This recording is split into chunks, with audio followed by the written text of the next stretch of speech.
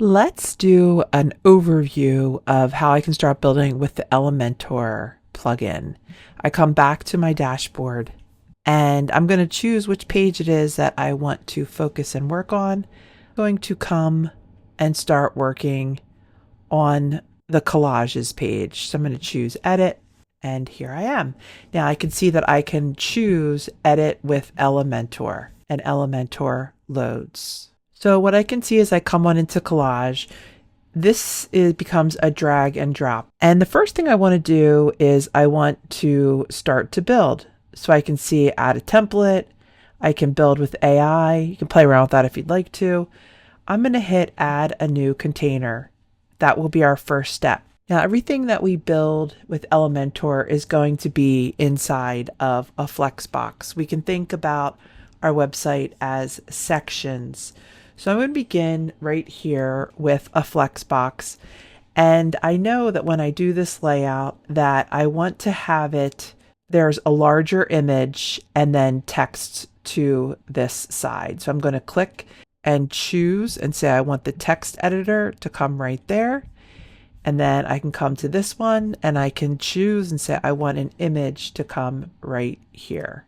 What's really pretty powerful about this as well is I can click from a side and start to resize different pieces.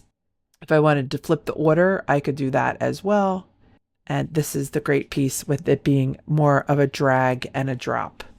In order to get the image, I can come to the content and say choose an image, and I can select my file.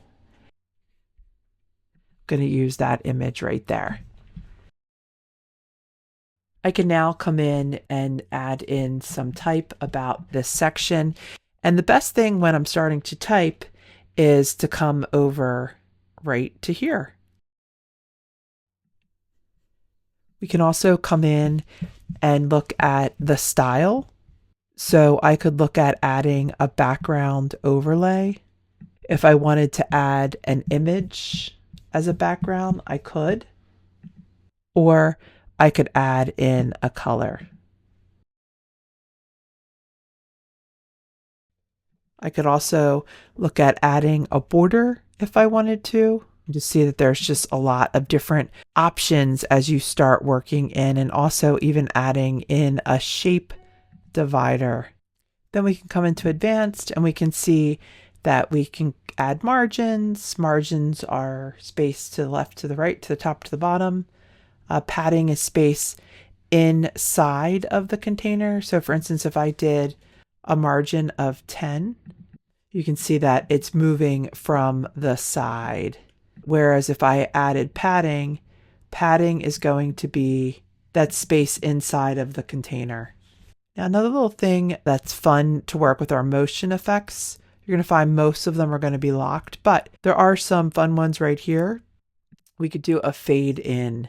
Let's go and view this and see how it looks. So I'm going to first publish it, and then I can exit to WordPress. I'm going to visit the site, and I'm going to click onto collages, and I can see it zooms in.